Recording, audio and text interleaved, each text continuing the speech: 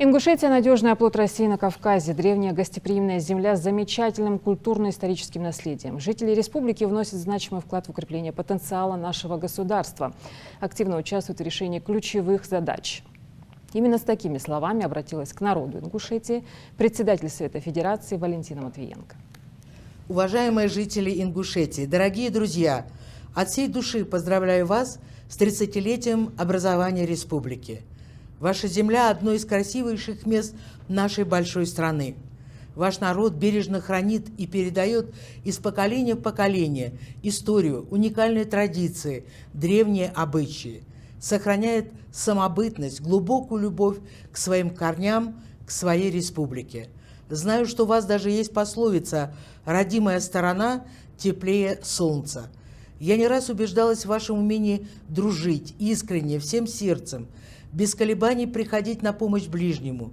И, конечно, всем известна преданность ингушей нашей общей родине, России, которую вы доказывали не на словах, а на деле. Вот и сейчас многие воины-ингуши защищают мирных граждан в ходе специальной военной операции. Честь им и слава!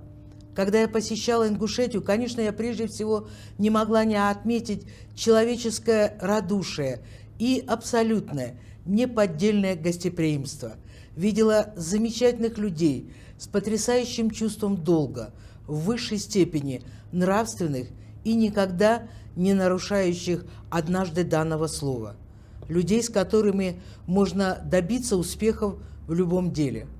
Хочу сказать, что ваши исконные ценности, настоящий горский характер помогают преодолевать любые трудности. Я видела достижения, но я видела огромный потенциал для будущих успехов. У республики богатые природные ресурсы, выгодное географическое положение. Но главное богатство – это вы, народ Ингушетии, каждый житель, талантливый, трудолюбивый. Считаю, у вас есть все основания уверенно смотреть в будущее и в полной мере реализовать свой потенциал в самых разных сферах. В сельском хозяйстве, промышленности, конечно, в туризме, чего стоит один только заповедник Эрзи. Тем самым создать прочный экономический фундамент для благополучия нынешних и следующих поколений, внести свой значительный вклад в процветание всей нашей необъятной Родины. Благодаря усилиям главы республики Махмуд-Али Макшариповича Калиматова и созданной им профессиональной команды у Ингушетии есть ясная перспектива, понимание того, куда и, главное, как двигаться дальше. Вы знаете, что и президент России Владимир Владимирович Путин, и правительство нашей страны, и Федеральное собрание уделяют самое пристальное внимание положению дел вашей республики. И могу заверить, что и мы в Совете Федерации, в Палате регионов всегда готовы поддержать социально значимые для Ингушетии инициативы. Так что вместе все у нас получится.